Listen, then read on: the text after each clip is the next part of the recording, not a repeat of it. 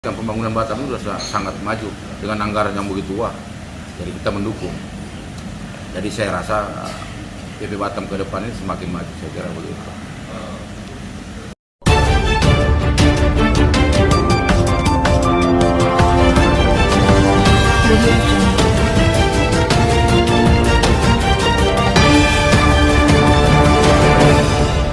Dari kacamata Bapak sebagai LSM yang menyoroti masalah Kota Batam, seperti apa Pak tanggapannya? Ya, kita ucapkan dulu kepada seluruh karyawan Badan Pengusahaan PP Batam, selamat bekerja dan sukses. 50 tahun ya, 50 tahun PP Batam. Nah, untuk itu saya ingin menyampaikan bahwa semenjak berdirinya Otorita Batam sampai hingga saat ini, ya kita lihat sekarang pembangunan begitu cepat sekarang. Pertama yang kita harus berikan aplaus bahwa dahulu-dahulu PP Batam itu anggarannya semua disetor ke pusat. Namun di era eksekusi anggaran itu bisa langsung digunakan, nanti pertanggungjawabannya nanti akan menyusul. Dan ini hebatnya eksekusi, bukan terlepas dari pimpinannya siapa, tapi dari pimpinan eksekusi inilah pembangunan Batam begitu digenjot habis.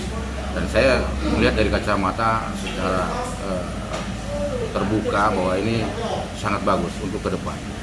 Nah, artinya jabatan eksekusi ini harus bisa dipertahankan hingga ke depan lagi, bukan sampai 2024, karena untuk kepentingan Batam. Dan pembangunan kita bisa lihat, dan master plan-nya juga mungkin sudah ada di BP Batam itu. Waktu penyampaiannya di gedung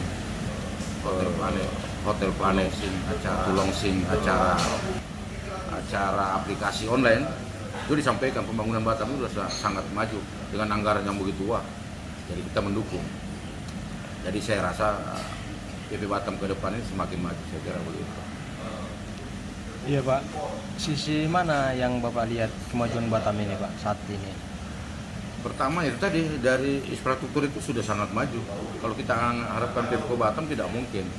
Nah, contoh misalnya pengguna anggaran ya, pengguna anggaran itu kan kemarin anggaran yang ada disedot oleh BP Batam kan disetor ke pusat, baru diajukan pembangunan apa yang diinginkan oleh BP Batam. Tapi ini sekarang tidak, di zaman era eksekusi pembangunan bisa dilaksanakan dengan dana yang sudah terkumpul itu, bahkan ditambah lagi dari pusat. Itu yang saya lihat, saya berikan aplaus yang sangat. Investasi yang masuk ke Batam itu bagaimana menurut pandangan? Kalau kita dengar dari laporan dari Humas, semakin meningkat investasi yang masuk ke Batam. Tapi itu di tahun 2022 dan 2023. Bahkan pembangunan perluasan bandara juga akan sudah semakin jelas. Arah dari Pelabuhan Batu Ampar, Pelabuhan Kargo itu akan dibangun 5 lajur ya, bukan 5 jalur tapi 5 lajur dari Pelabuhan Batu Ampar menuju ke Bandara Hang Nadim. Itu selesai 2023, digenjot harus selesai di tahun 2023. Itu yang saya dapat beritanya A1 itu. Oh gitu. Pembangunan ya, makanya Pelabuhan Kargo itu akan digenjot sekarang 2022 akan semua dikerja itu, termasuk pendalamannya juga itu akan digali, terus workshop juga akan dibangun, dan jalan-jalan sampai ke langsung dari kargo ke pelabuhan Bandara Hang Nadim itu harus selesai 2023. Ya, Pak, pengangguran di Batam bisa Bapak tanggap bisa? nah, pengangguran ini kan Pak, penyakit klasik ya. Jangankan di Batam, di seluruh daerah semua pengangguran meningkat, apalagi habis Covid. Nah, mudah-mudahan di era ini ada terbangun kawasan-kawasan industri baru yang saya lihat, yang akan dibangun nanti di Rempang Galang. Kemudian kalau terlaksananya 2022 dibangun kawasan balapan motor GP, ini akan lebih menarik. Bahkan kalau kawasan motor GP dibangun di Pulau Batam, yaitu di Nongsa, luas tanahnya kan 145 hektar itu Ya. di Nongsa. Jadi kalau itu dibangun, ya saya kira hotel kita yang ada di Batam ini tidak cukup. Kita butuh hotel bintang 4 lagi, bahkan bintang 5. Kalau sudah motor GP di Batam, ya pengangguran pasti teratasi. Pertama, keramaian itu akan meningkat. Kemudian jalan-jalan kita, angkutan juga semakin meningkat. Tapi apakah cukup pengangguran diserap jadi supir taksi? Kan tidak mungkin. Ya. Pasti masuk ke daerah-daerah punya background masing-masing ya.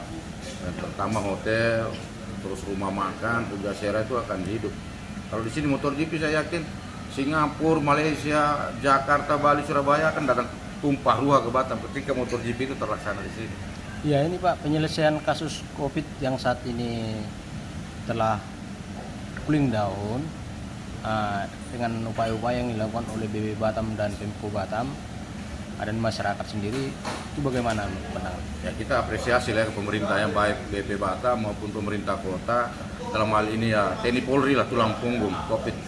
Kalau nggak dilibatkan TNI Polri saya kira ini pandemi juga tidak berhasil, karena adanya TNI Polri yang langsung turun ke masyarakat, pendekatan pemerintah setempat juga bagus, jadi ini cepat teratasi.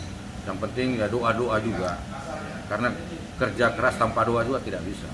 Ada orang di belakang layar yang bermain dengan doa, dan ini penyakit bisa hilang secara perlahan-lahan. Kita berharap Batam ke depan COVID ini tidak menjadi satu momok, dan juga pada media-media juga jangan memviralkan sesuatu penyakit yang belum fakta kan, sehingga membuat ketakutan ke masyarakat. Karena COVID ini sebelum orang kena kita udah takut dulu.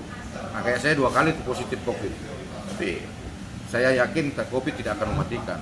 Jadi saya tetap spirit, tetap beraktivitas seperti biasa. Ya kita sama masyarakat edukasi lah, pemerintah harus mengedukasi, libatkan seluruhnya babin saya, Babinsa, terus Binmas, baik dari TNI Polri libatkan ke masyarakat.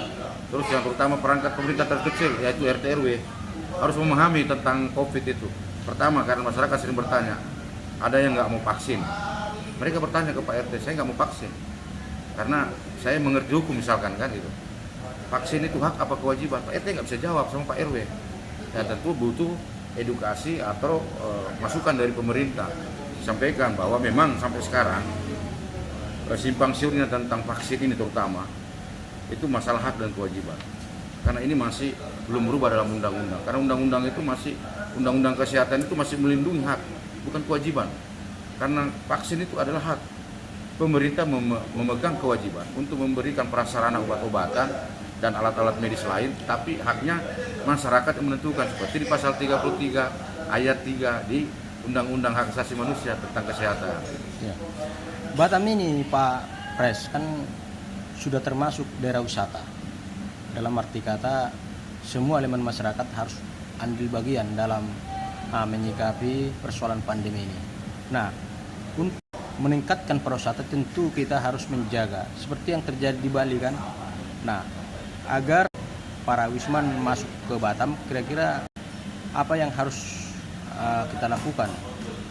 Ya itu tadi kan wisman belum dibuka nih, yang internasional kan belum, masih domestik ya kan, masih domestik ya. Udah berlaku di bandara kita harus ada PCR, harus ada, katanya harus ada kartu vaksin. Tapi kan yang terpenting kan kita memegang kartu vaksin nih, tapi belum tentu kita negatif.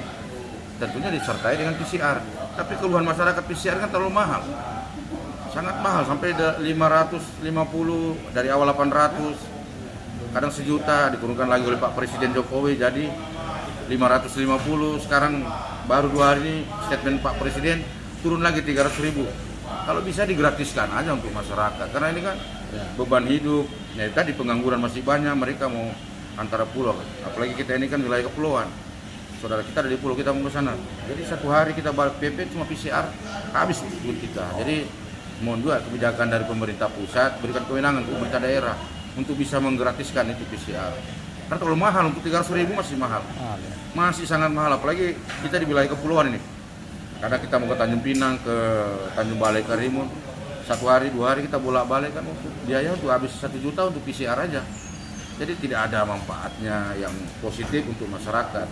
Ya pemerintah harus mengedukasi, memberikan kemudahan. Ya paling tidak gratis lah. Kita minta pemerintah daerah untuk menggratiskan itu PCR. Gak usah lagi pakai ada 300.000. Waduh berat, masih berat. Kalau saya berat. Dari Bapak terhadap BP Batam seperti apa Pak ke depan? BP Batam ini memang satu institusi yang profesional dan juga punya intelektual yang tinggi. Kita berharap BP Batam makin solid. Karena rakyat Batam kita butuh BP Batam. Kita nggak butuh provinsi khusus, kita nggak butuh. Sekarang kita butuh kerja nyata, pembangunan nyata. Kenapa? Saya bersyukur di sini tidak ada politik. Jadi pembangunan serba lancar. Pertama, dia langsung boleh mengerjakan sesuatu, tidak perlu lagi ketuk palu di dewan. Di sini langsung. Jadi BP Batam pokoknya the best.